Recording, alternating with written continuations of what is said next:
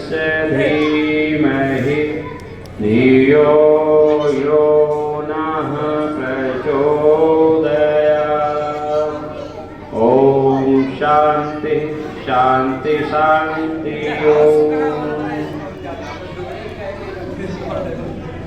आज इस सभा के सभापति महोदय, अध्यक्ष को चुना नहीं चुना,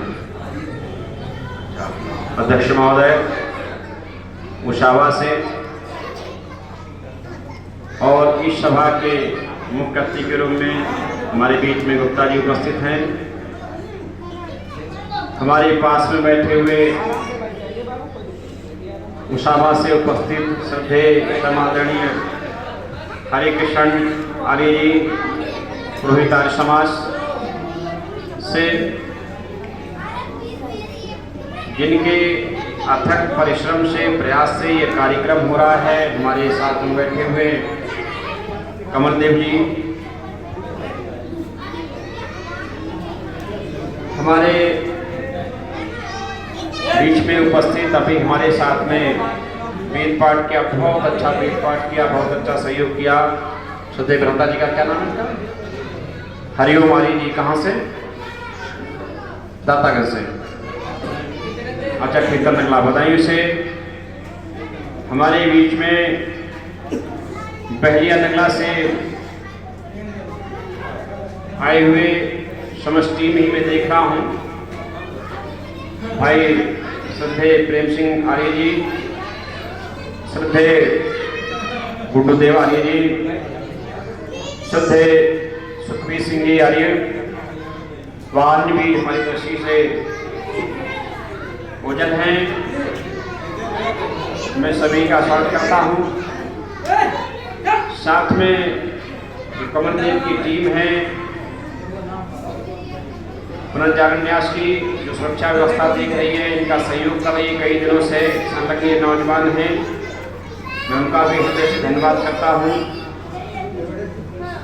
वह जितने भी इस सभा में उपस्थित सत्संग प्रेमी सज्जन, राष्ट्र के कर्णधार नौजवान साथियों, बालक और बालिकाओं, ये कार्यक्रम नववर्ष के उपलक्ष्य में संचालित आपके हम सबके बीच में है। कई लोगों के बीच में ये आना होगा कि नववर्ष तो हम पहले मना चुके हैं, 1 जनवरी को होता है, ये नववर्ष कैसा है? बहुत सारे प्रश्न उठ रहे होंगे कई लोगों के यहाँ, क्योंकि इस नववर्ष को लोग नववर्ष नहीं मानते।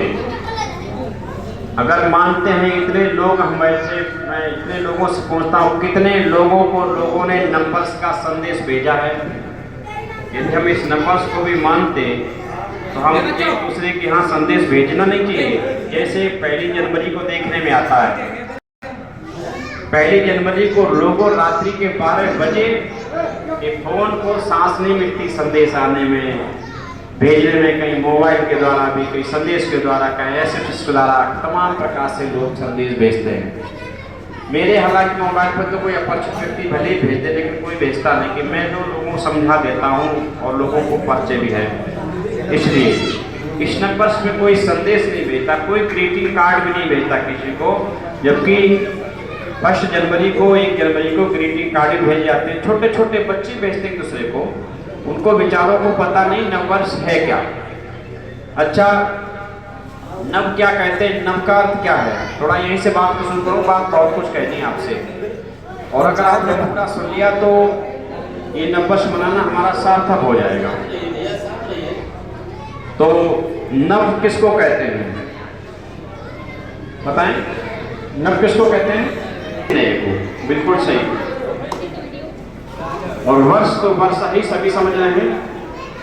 तो जहाँ से नववर्ष हम क्यों मनाते हैं? जहाँ से नया वर्ष प्रारंभ होता होगा, और नए में नूतनपन आना चाहिए, नहीं आना चाहिए? नए में नयापन आना चाहिए। अगर नया वर्ष नयापन आना चाहिए, नहीं है? बोलो, उत्तर दीजिए। उत्तर देंगे तो कहने समझने में थोड़ा सरल होगी बात, हल हो जाएगा। तो जहाँ नया है वहाँ नूतनपन आना चाहिए, नयापन आना चाहिए, पुरानापन जाना चाहिए, नयापन आना चाहिए। इन दोनों नववर्षों के आप कंपेरिजन करें ईमानदारी के साथ में।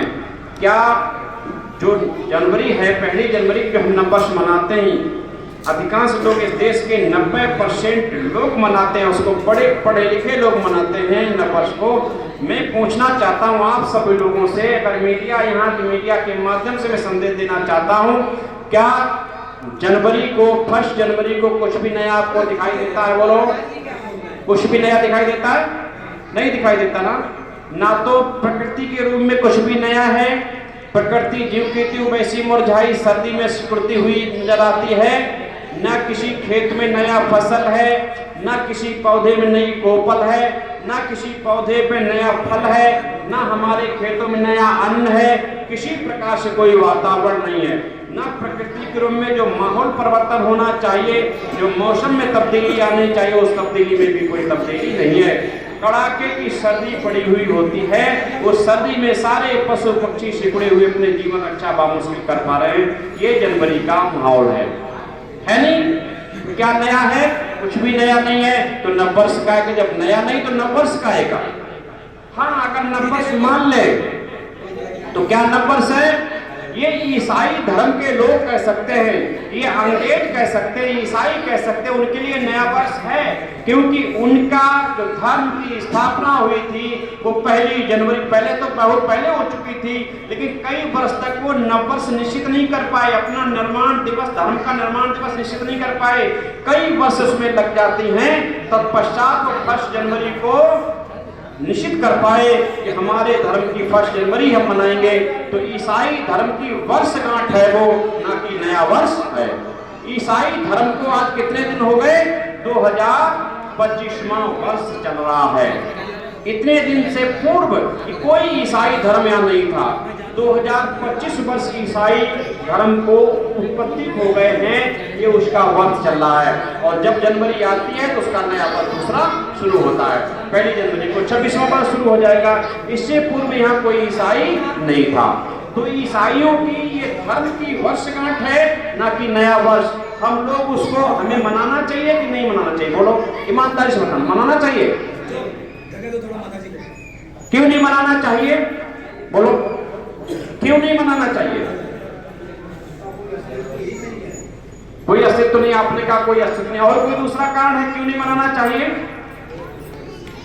नहीं बताएंगे, मैं ही बताता हूं। इसलिए नहीं मनाना चाहिए कि एक तो वो नया वर्ष है नहीं, उसको नया वर्ष कहते हैं, नया वर्ष है नहीं। दूसरी बात, उनकी धर्म की वर्षगांठ है, ईसाइयों के धर्म की वर्षगांठ है। जिन ईसाइयों ने इस देश को कितने वर्षों गुलाम रखा? बोलो 200 वर्ष। कितने दिन ईस्ट इंडिया नहीं, लगभग 200 वर्ष हमारे ऊपर शासन किया। और जब हमने उनको यहाँ से खदेड़ने का काम किया, अपने देश की आजादी के लिए जब युद्ध किया, तो कितने दिन लगे? बोलो कितने दिन लगे? कितने दिन हमने संघर्ष किया? कितने हमारे क्रांतिकारियों ने कितने वर्षों संघर्ष किया, तब हमने उनको यहाँ से भगा पाया है। कितने दिन? 90 वर्ष लग गए। कितने वर्ष लगे? 90 वर्ष लगे।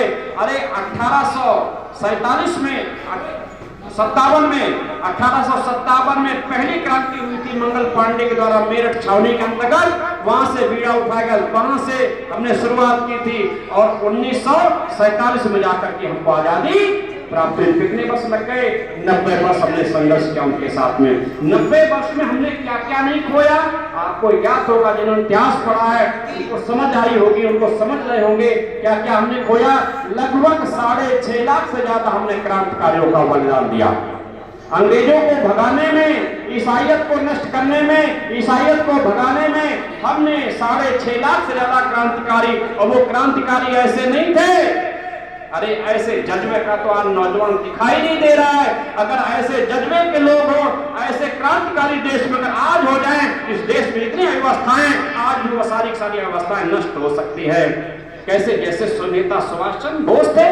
नेता सुभाष चंद्र बोस का कितना बड़ा संकल्प था। इस देश की आजादी की बात नहीं थी, पूरी एशिया की आजादी की बात थी। पूरे वर्ल्ड स्तर पर जितने देश गुलाम थे, सारे देशों को स्वतंत्र कराने का संकल्प किसने लिया था? केवल नेता सुभाष चंद्र बोस ने। एक ऐसा विश्व में व्यक्ति पैदा हुआ, एक ऐसा निराला पैदा हुआ जो घर से खाली हाथ गया था और खाली हाथ जाकर विदेश में जाकर उसने भारत भारतीय सेना को तैयार किया था, आजाद हिंद फौज को तैयार किया था। अपने देश में नहीं, दूसरे देशों में जाकर के दूसरे देशों को इकट्ठा करके, दूसरे देशों के लोगों को इकट्ठा करके, और वहां पर जो भारतीय देश के भी भारत के भी जो बंदी लोग थे उनको भी वहां से जेलों से कैदों से निकाल करके अपने बलबूते पर अपने विद्या बल के साथ में ऐसे लोगों की एक फौज तैयार की जिसका नाम दिया था आजाद हिंद फौज। वो फौज कोई ऐसे चलने वाली नहीं थी जिसके लिए कहां से राइफलें आएंगी, कहां से बंदूकें आएंगी, कहां से मसाला आएगा, कहां से इनको नित्य प्रति भोजन दिया जाएगा, कहां इनको ठहराएंगे, कैसे वे अपनी योजनाएं बनाएंगे। ये कोई कार्य करना छोटा काम नहीं था, ये बहुत बड़ा काम था। ऐसे व्यक्ति का भी हमने क्या दिया, बलिदान दिया उस देश की आजादी के लिए। और आप सुने होंगे किसका नाम, आपने ऊधम सिंह का नाम सुना होगा। ऊधम सिंह ने कहां जाकर के उस डायर को मारा था, लंदन में, जिस डायर ने 1919 में समता जलियांवाला का कांड कराया था, जहां पर इतने निहत्थे लोग मारे गए थे। अपने देश की आजादी की वहां गोष्ठी हो रही थी, सभा हो रही थी, और क्रीम थे देश के लोग, क्रीम लोग थे जो देश के लिए कुछ करना चाहते, देश की स्वतंत्रता के लिए लड़ना चाहते, देश को स्वतंत्र करना चाहते थे। ऐसे क्रीम, देश की छटी हुई क्रीम वहां पर एकत्रित थी और सभा कर रहे थे। जब ये डायर को पता लगा कि भारतीय लोग देश को आजाद करने के लिए यहाँ सभा कर रहे हैं, और वो अपने कुछ सैनिक लेकर पहुंच गया। उसका मुख्य द्वार एक था, उस बात का मैंने देखा है, पंजाब में मैंने शब्दों प्रचार किया है, और वहां जाकर के मैंने देखा उस स्थान को, तो एक मेन गेट था, उस मेन गेट पर गन मशीन लगा देता है और अंदर बमबार शुरू कराता है। लोग दौड़ते हैं, लोग मारे जाते हैं। तो उसके अंदर कुआं थे, उन कुओं में लोगों ने छलांग लगाना शुरू कर दी कि हम बम से बचाएंगे, हम गन मशीन से बचाएंगे। कुओं में कूदते कूदते इतनी लाशें भर गई ऊपर तक, लाशों से कुआं फट जाते हैं, लोग मरते गए, लोग छलांग लगाते गए। ये दशा किसकी हुई, हमारे देश के लोग किस लिए हुई, अंग्रेजों को भगाने के लिए, देश को आजादी दिलाने के लिए हुई। और आपने देखा होगा, अरे भगत सिंह का नाम सुना होगा आपने, पंडित राम प्रसाद बिस्मिल का नाम सुना होगा, अरे झांसी वाली का नाम सुना होगा। एक नहीं, आप गिन नहीं पाओगे, 6.5 लाख से ज्यादा ऐसे हमारे वीर योद्धा, ऐसे राष्ट्रभक्त कहां चढ़ गए, फांसी के फंदे पर, किसके गोली का निशाना बन गए, किसको भगाने के लिए, अंग्रेजों को भगाने के लिए। यदि आज हम अंग्रेजों का वो नववर्ष मनाते हैं तो बताओ ये क्रांतिकारियों के साथ में क्या हुआ, अन्याय हुआ नहीं? क्या उनकी आत्मा को शांति मिल रही होगी? यदि वो मोक्ष में होंगे, मुक्ति में होंगे, तो तुम्हारे कर्तव्य को देख करके क्या वो दुखी नहीं होते होंगे?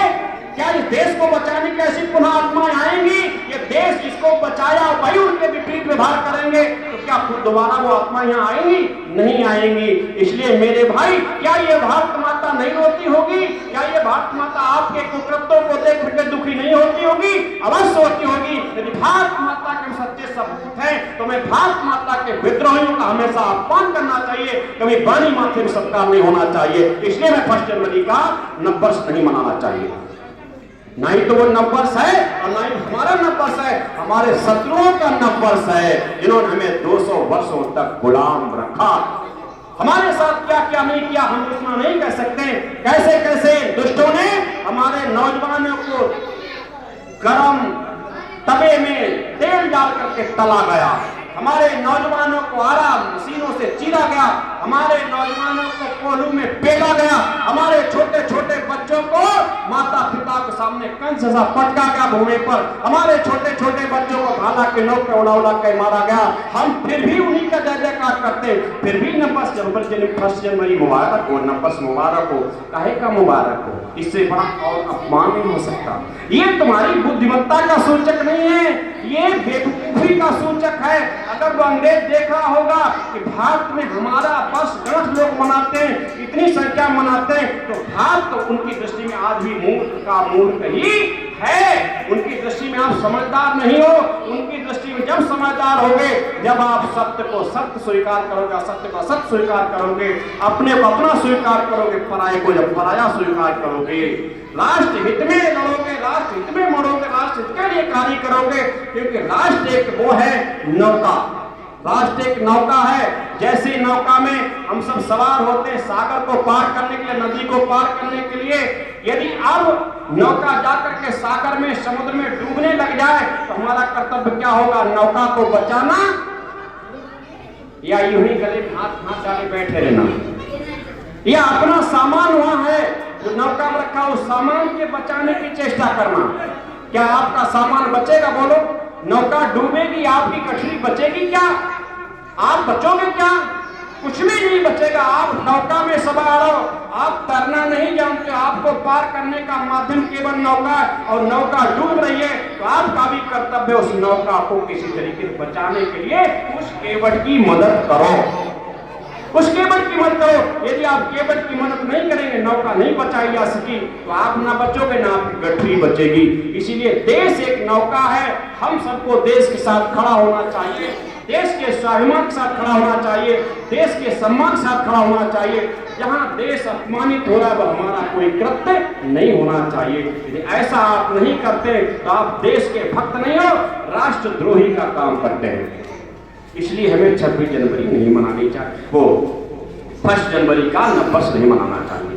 आज से संकल्प लीजिए, आप यहाँ आए हो तो किंचित मात्र भी कभी ना ये 1 जनवरी का नववर्ष मनाओगे, और जो मनाएंगे उनको भी आप सत संदेश दोगे, उनको भी मना करोगे, समझाओगे कि ये नववर्ष नहीं, हमारा नववर्ष चैत्र का प्रतिपदा का नववर्ष है।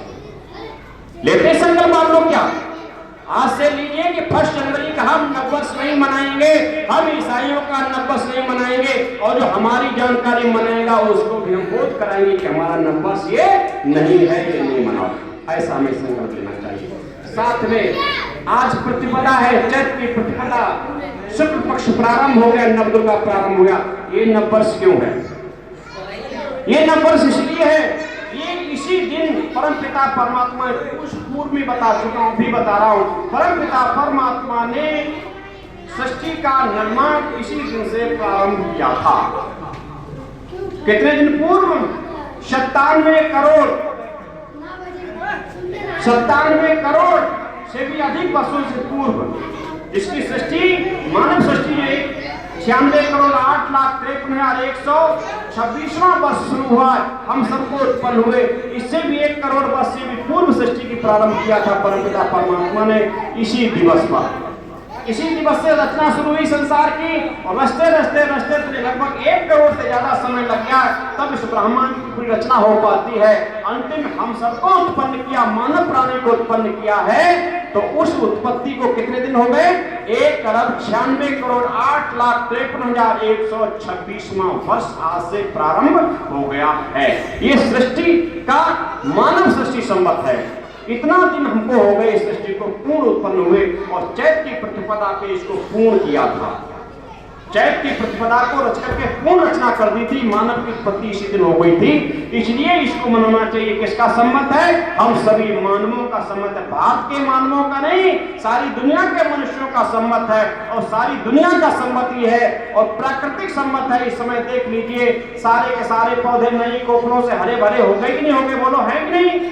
सारे पौधों पे नए पत्तियां हैं, नए फूल हैं, नए फल हैं, और हमारे खेतों में नया अन्न भी तैयार है कि नहीं? नवीनीकरण है। सर्दी समाप्त हो गई, ग्रीष्म ऋतु का प्रारंभ हो गया। अभी ना सर्दी है ना गर्मी है, क्या है? ये मधुमास है। इस समय छोटे छोटे कीट पतंगा भी आनंद से रह रहा है, उसको ना सर्दी का कष्ट है ना गर्मी का कष्ट है। आगे विशेष गर्मी बढ़ जाएगी तो बहुत सारे कीट पतंगों का जीवन नष्ट हो जाएगा। लेकिन ये मधुमास समय है, इस समय जो अमृत वेला चल रही, इस समय सारे पशु पक्षी सब आनंद से अपनी मस्ती में मस्त है। इसलिए नववर्ष है, प्राणी मात्र का नववर्ष है, इसे हमें मनाना चाहिए। परमपिता परमात्मा प्रदत्त ये नववर्ष है, इसलिए हमें इसे मनाना चाहिए। इसको मना करके हमें संकल्प लेना चाहिए। परमपिता परमात्मा ने सृष्टि का निर्माण किया, इस नववर्ष से हमें अपने जीवन के निर्माण का लेखा जोखा प्राप्त कर देना चाहिए। इसलिए हमारे पूर्वजों का एक क्रम और रहा है जो आज भी जारी है, संपूर्ण विश्व में जारी है। अगर वित्तीय अगर कहीं लागू होता है, चाहे अमेरिका, इटली, कहीं भी देख लीजिए, वित्तीय माह कौन सा है? यही मार्च ही वित्तीय माह है।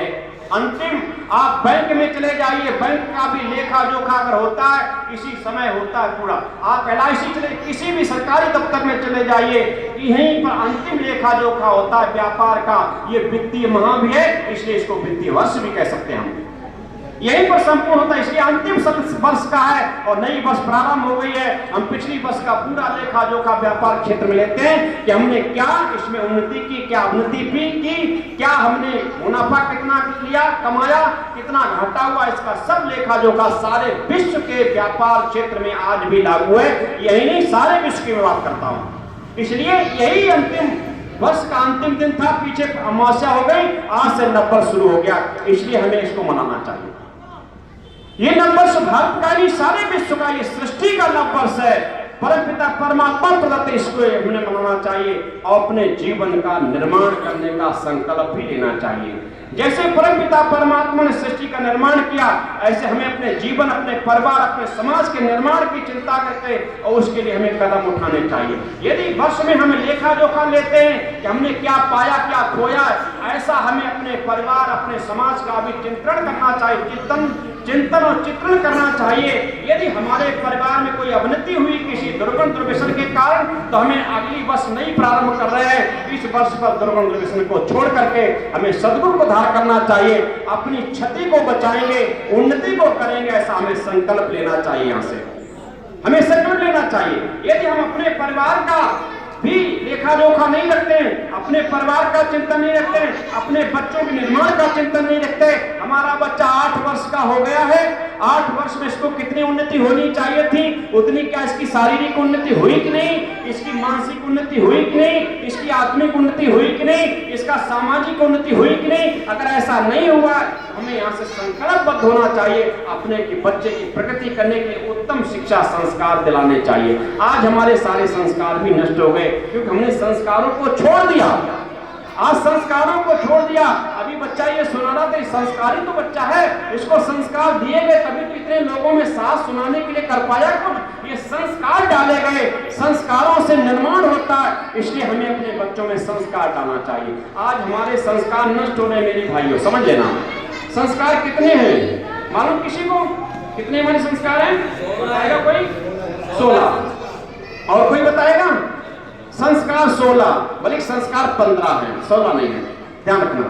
संस्कार 15 है, 16वीं अंत्येष्टि है, अंतिम कर्म है, वो संस्कार में नहीं आता। संन्यास तक संस्कार है, अंत्येष्टि अंतिम है, वो अंतिम क्रिया है, इसलिए उसको अंत्येष्टि बोलते हैं। संस्कार हमारे 16 हम मान लेते हैं।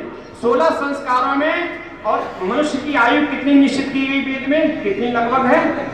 कितनी? 100 वर्ष। वेद में कल्पना की गई 100 वर्ष। जीवेम सदास्तम शून्याम सदास्तम प्रब्रह्मम सदास्तम अधीना श्याम सदास्तम भूये सदा।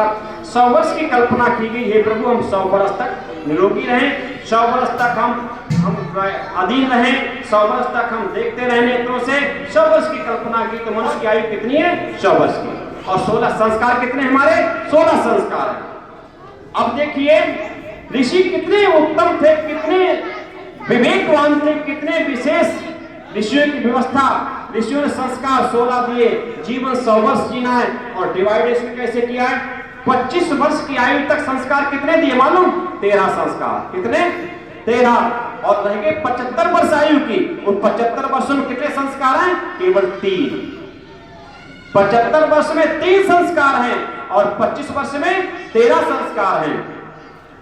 एक जगह से व्याख्यान मैंने किया, नौजवान खड़ा हो गया कि आचार्य जी ऋषि कोई बुद्धिमान नहीं थे, ये ठीक डिवाइडेशन नहीं कर पाए, संस्कारों को ठीक नहीं बांट पाए। अरे 25 वर्ष में 13 संस्कार, 75 वर्ष में 3 संस्कार शेष रहने दिए, ये कोई डिवाइडेशन था? आधे आधे कर देते, 50 वर्ष में आधे उधर आधे उधर कर देते।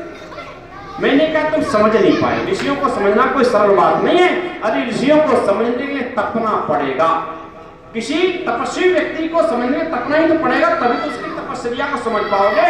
अरे किसी आईएएस को समझने के लिए कम से कम आईएएस ना क्वालिफाई करना तो फेल तो कम से कम हो ही जाए, तो बात तो अनुभव लगेगा आईएएस कैसे बनता है। और जिसने अंका चाप कुछ पढ़ाई लिखा नहीं, आईएएस की व्यवस्था क्या समझेगा आईएएस कैसे बनता है। इसलिए ऋषियों को समझना कोई सामान्य बात नहीं है। ऋषियों ने 13 वर्ष 13 संस्कार 25 वर्ष का होता है। 13वां संस्कार कौन सा मालूम? विवाह संस्कार। क्योंकि मानव जीवन का निर्माण विवाह संस्कार अंतिम संस्कार है। विवाह संस्कार अंतिम संस्कार है। यहीं तक मानव जीवन की परिपक्व अवस्था है, यहीं तक मानव को मानव बनाया जा सकता, उसके बाद कुछ भी बनाया नहीं जा सकता। क्योंकि अगला है वानप्रस्थ। इसके बाद संस्कार विवाह हो गया, हम गृहस्थ प्रवेश कर जाते हैं और गृहस्थ में के बाद में कौन सा आश्रम आता है? वानप्रस्थ। वानप्रस्थ में क्या है? जो ब्रह्मचर्य में आपने ग्रहण किया था, जो ब्रह्मचर्य अवस्था में जो आपने ग्रहण किया था, उसी विद्या को पुनः पढ़ाना, उसी विद्या को गुणात्मक रूप से वृद्धि करना। और सन्यास में क्या है? उस विद्या को यथाउचित रूप से बांटना, ये काम है। वह निर्माण नहीं है। निर्माण केवल विवाह संस्कार तक है। तो विवाह 13वां संस्कार है। हमारे संस्कार बिगड़ गए। और नामकरण चौथा संस्कार है। चौथा है नामकरण, जिसको डस्टोन आप लोग बोलते हैं, चौथा संस्कार है। 5वां संस्कार है नामकरण, 5वां है। इससे पूर्व कितने निकल गए? 4। यदि आप संतान को उत्तम बनाना चाहते हो तो आपको समस्त संस्कार कराने पड़ेंगे। हमको पता ही नहीं है कि नामकरण से पहले भी कोई संस्कार होता है, हमको पता है। जबकि नामकरण से पूर्व बच्चे का निर्माण करने के गर्भाधान से लेकर के उपनयन, कुसुम संस्कार, सीमंतोन्नयन संस्कार, जात कर्म संस्कार, ये संस्कार विशेष हैं। कुसुम संस्कार तो यहाँ तक संस्कार है कि आपको बेटा चाहिए कि बेटी चाहिए, ये संस्कार ये भी आपको देता है, आपके मन पसंद देता है।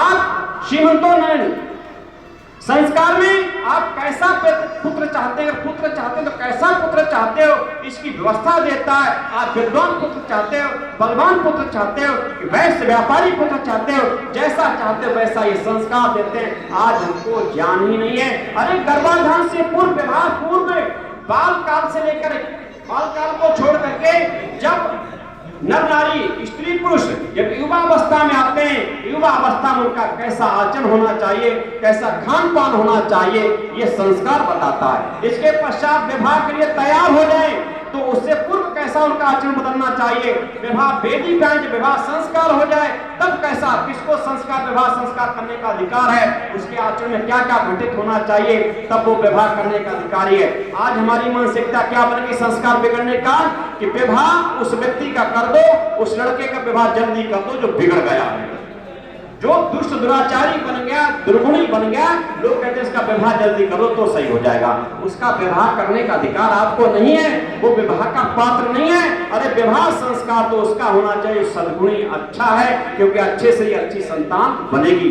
इसलिए विवाह पूर्व उसका कैसा आचरण होना चाहिए, तब वो विवाह का पात्र है। और विवाह जब हो जाए, जब दोनों पति पत्नी बन गए, अब संतान उत्पन्न करने से पूर्व उनका कैसा व्यवहार होना चाहिए, ये कई बार लेखा जोखा निरीक्षण करते हैं संस्कार, तब जाकर उत्तम संतान देने के हम पात्र बनते हैं। ये संस्कार है। और जब बच्चे का नामकरण हो गया, नाम बच्चे के साथ रखा, ऐसे अन्नप्राशन संस्कार, कर्ण भेदन संस्कार है, तमाम संस्कार, विवाह संस्कार तक माता पिता की जिम्मेदारी है कि बच्चे का निर्माण करना।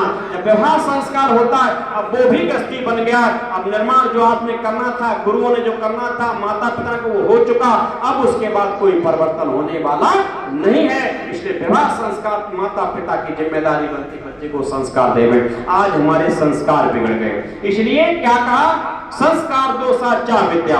आज हमारे समाज में अविद्या गई संस्कार बिगड़ने से। संस्कार दोषा च विद्या, विद्या दो कारण उत्पन्न होती है, संस्कार दोषा च विद्या और इंद्रिय दोषाचा विद्या। इंद्रिय में दोष आने से विद्या बढ़ती है, संस्कार में दोष आने से विद्या बढ़ती है। आज हमारे संस्कार बिगड़ गए। आज हम असत्य को सत्य, सत्य को असत्य समझने लगे। देखिए कितने लोग कुंभ पे गए, कितने लोग गए कुंभ में स्नान करने के लिए। क्या किसी शास्त्र में ऐसा प्रमाण मिलता है, कोई माइक्रोन उदाहरण देवे कि किसी नदी में, किसी समुद्र में नहा स्नान करके पाप से मुक्ति हो जाए? कहीं ऐसा है? शास्त्र में क्या मिलता है, अवश्य भोक्तव्यम कृतम कर्म शुभाशुभम। अरे जो कर्म आपने किया उसका भोग अवश्य ही करना पड़ेगा। गोस्वामी तुलसीदास लिखते हैं, बड़े भाग मानुष कर्म प्रधान विश्व चिराखा, जो जस कींस तस फल चाखा, कर्म जैसा करोगे वैसा ही फल आएगा। तो हमें क्या भटकने की आवश्यकता है? हमें सुंदर पवित्र कर्म करने चाहिए, हमें धर्मानुसार कर्म करना चाहिए। लेकिन हम आज कर्म को नहीं, कर्म तो जाए जैसे करते हैं। मानसिकता हमारी है कि हम जा करके तीर्थों में चले जाएंगे, किसी बाबा पाखंडी के पास चले जाएंगे, कहीं हम गंगा नहा लेंगे, कहीं हम त्रिवेणी नहा लेंगे, तो हमारे किए हुए पाप मुक्त हो जाएंगे। कभी ऐसा होने वाला नहीं है। ये किसका सूचक है? अविद्या का सूचक है, अविद्या का। कहीं झाड़ फूकने के चक्कर पड़ जाते हैं, कहीं भूख भाण भगतियों के चक्कर पड़ जाते हैं। ये काहे का सूचक? अविद्या का सूचक है। यहां तक अविद्या का सूचक है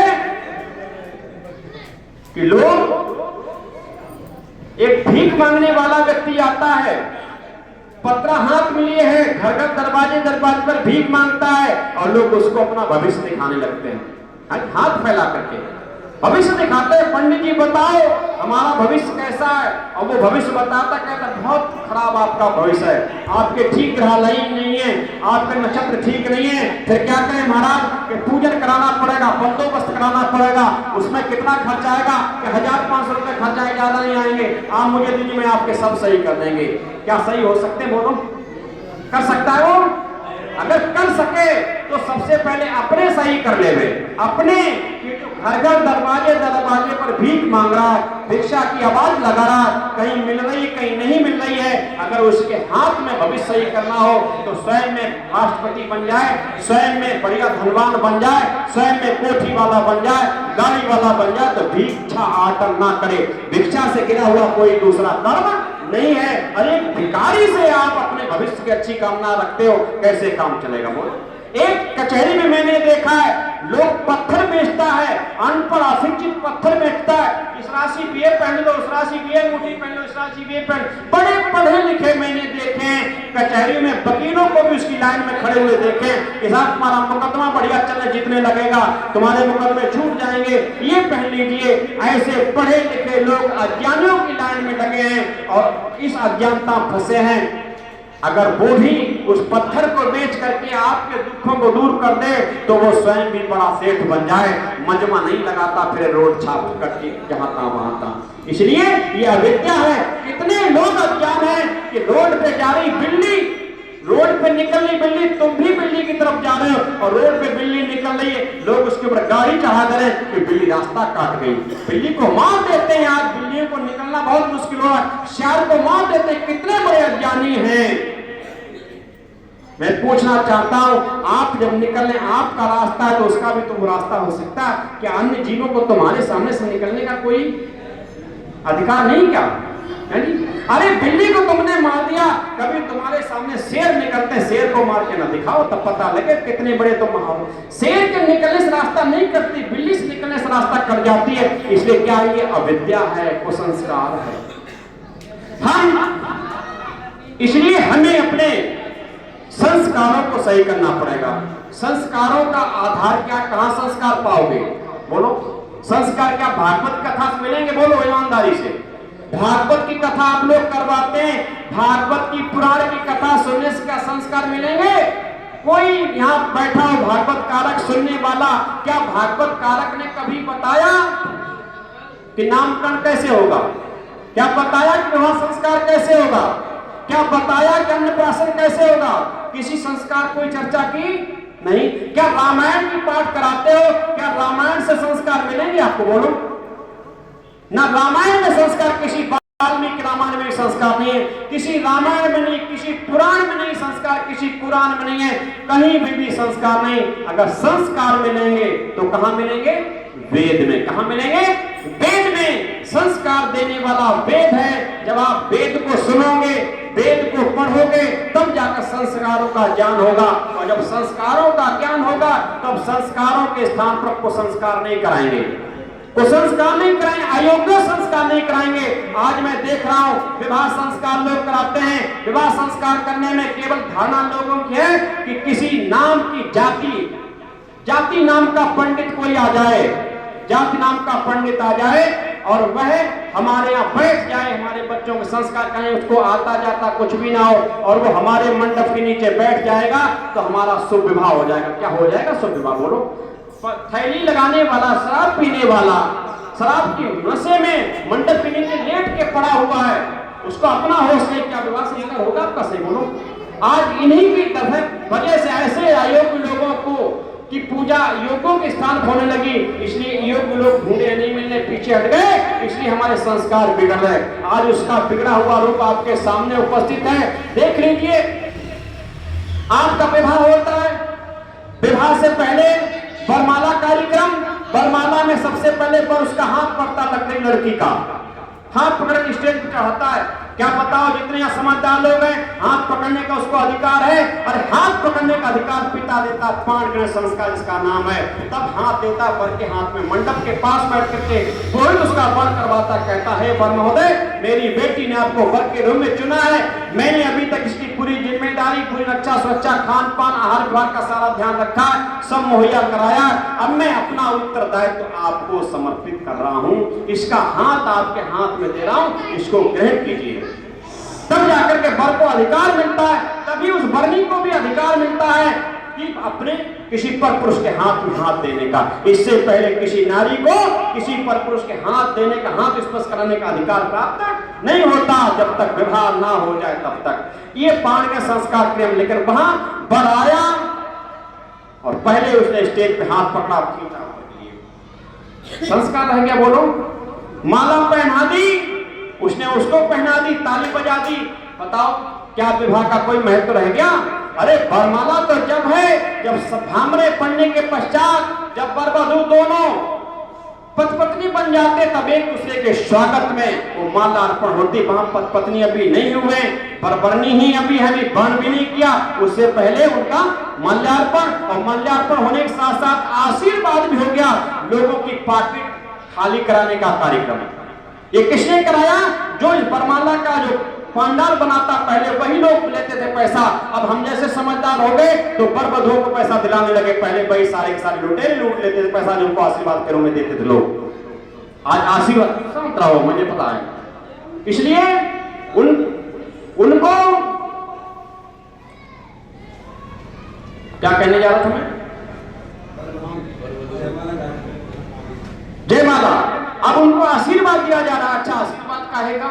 अभी विवाह संस्कार नहीं हुआ, अभी पति पत्नी नहीं बने, एक दूसरे का वर्ण नहीं हुआ, विवाह संस्कार अभी शुरू भी नहीं हुआ, आशीर्वाद काहेगा? आशीर्वाद तो कार्यक्रम पूरा, जैसे हमने यज्ञ कराया, यज्ञ पूर्ण हो गया, तत्पश्चात हमने आशीर्वाद दिया। अच्छा, यज्ञ के पहले आशीर्वाद देना ये विधि होगी, अविधि होगी? अविधि है, गलत है, लेकिन वहां विवाह हुआ ही नहीं, वाह, पहले आशीर्वाद। क्या है ये? पूरी रात भर नंग नाच होता है, वर को ऐसे ले जाया जाता जैसे कोई बहुत बड़ा अय्याश व्यक्ति गाड़ी पे बैठा हुआ, रथ में बैठा हुआ है, उसके सामने सारी प्रजा नाच रही है, सारी प्रजा मदमस्त है, उसको भी मदमस्त कर रही है। ऐसी मदमस्ती का माहौल बनाओगे, क्या बताओ, उनके द्वारा क्या बच्चे देवता उत्पन्न होंगे? बोलो, क्या उस मदमस्ती के माहौल में देव पूजन जो होना चाहिए था विवाह मंडप में, क्या वह देव पूजन संपन्न हो सकेगा? बोलो, क्या वह देवताओं का आह्वान हो सकेगा? क्या देवों की कृपा पा सकोगे? नहीं पा सकोगे। और जहां देवताओं का अपमान होगा, उल्लंघन होगा, वहां अनाचार दुराचार के अलावा, दुख के अलावा कुछ भी होने वाला नहीं है। इसलिए आज हमारे संतानें बिगड़ रही है। वर वधू को नचाया जा रहा है, वर वधू को साथ साथ खाना खिलाया जा रहा है, इससे पहले विवाह नहीं। और जब विवाह का नंबर आया, शराब पीने वाला पंडित बैठा हुआ, बच्चे ग्रेजुएट पढ़े लिखे और शराब पीने वाला अच्छा कक्षा 8 पढ़ा हुआ व्यक्ति संस्कार कर रहा है, क्या वो उनको उपदेश कर सकेगा? बोलो, नहीं कर सकेगा। अरे उनसे विशेष योग्य व्यक्ति होना चाहिए, उनको उनके जीवन का पाठ पढ़ा सके। विवाह संस्कार पूरे गृहस्थी आश्रम का पाठ है, पूरे गृहस्थी आश्रम का उपदेश है। पति पत्नी को उनके अधिकार, उनके कर्तव्यों का बोध कराने का काम करता है विवाह संस्कार, कि वो कैसे वर वधू बन के रहेंगे, उनका कर्तव्य क्या, उनका धर्म क्या, धर्म परिवर्तन हो जाता है वहीं से। ये सारी वकालत करने का काम है विवाह। 135 मंत्र विवाह संस्कार में, 3 प्रकार की विधियां विवाह संस्कार में, 3 पाठ है, पूर्व विधि, उत्तर विधि और गृहस्थ आश्रम। 2 विधियां वर्णी के घर पे होनी चाहिए, और अंत में गृह प्रवेश, जब वर वधू अपने घर को आता पर बारात लेकर के, तो सबसे पहले मंडप जो करता है बर का उसके घर में, वहां पर पुरोहित आना चाहिए और वहां पर वो गृहस्थी प्रवेश का उपदेश करता है, यज्ञ कराता है। गृहस्थी प्रवेश तीसरा विवाह का अंग है। इस तरीके से हमारे संस्कार होवे तो हमारे बच्चों में संस्कार पर हमारा जीवन आदर्श बने। आज हमारे संस्कार बिगड़ रहे, इसीलिए अविद्या मैंने कहा था संस्कार दोष अच्छा विद्या, आज संस्कार हमारे बिगड़ रहे। इसी संस्कार, चाहे हमारे राष्ट्रीय स्तर के संस्कार हो, चाहे सामाजिक स्तर को, चाहे पारिवारिक, सारे के सारे संस्कार बिगड़ रहे। और संस्कार बिगड़ने से व्यक्ति का आचरण बिगड़ता है, चरित्र बिगड़ता। आज पिता का कोई महत्व तो नहीं रह गया। शायद बिरले ऐसे नौजवान होंगे जो अपने माता पिता को माता पिता मान रहे हैं, नहीं लोग माता पिता को नौकर से भी बदतर मान रहे, नौकर से भी बदतर। माता पिता का परिचय देने में लोगों को लज्जा आती है। अगर वो जो माता पिता खेती कर रहा है, मजदूरी कर रहा है, मजदूरी करके अपने बच्चे को पढ़ा रहा है, बढ़िया सुख सुविधा देकर अच्छे विद्यालय प्रवेश करा रहा है, और जब वो मिलने जाता है तो 90% आज के बालक उसको पिता स्वीकार नहीं करते, अपने साथी उसको कहता है हमारे घर का नौकर। ऐसे कई उदाहरण पेश हुए। ये किसके कारण? ये संस्कार के कारण हुआ, ये कुसंस्कारों का। इसलिए मेरे भाई, संस्कार कहां से मिलेंगे? वेद से मिलेंगे। इंद्रिय दोषा अच्छा विद्या, और विद्या कहां से मिलेगी? सारे दोषों को दूर करने वेद से मिलेगी।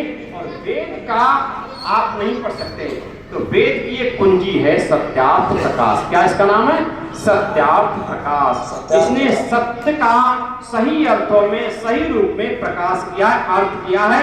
आप इसको पढ़कर संस्कृत नहीं जानते हो, वेद नहीं पढ़ना जानते, हिंदी केवल पढ़ना जानते हो, एक बार भी अगर आपने इसको पढ़ लिया, आपको सत्य सत्य का बोध हो जाएगा, ईश्वर का बोध होएगा, धर्म का बोध हो जाएगा, प्रकृति का बोध हो जाएगा, न्याय अन्याय का बोध हो जाएगा, सब कुछ यथावत आपको नजर आ जाएगा। ऐसे नजर आएगा जैसे किसी सरफ की केचली उतर जाती है तो दृश्य उसको यथावत नजर में आ जाता है। किसी का मोतियाबिंद खत्म हो जाता है तो दृश्य उसको साफ नजर आता है, दृष्टि दोष उसका हट जाता है। ऐसे ये छोटी सी पुस्तक देखने में जरूर है, लेकिन ये बम्ब है, ये बम्ब है।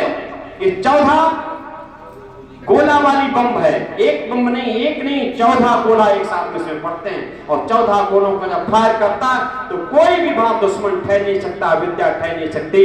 इसलिए वेदों की कुंजी इसको विद्वानों ने नाम दिया है। आप इसको पढ़ोगे तो वेदों का ज्ञान प्राप्त कर सकोगे।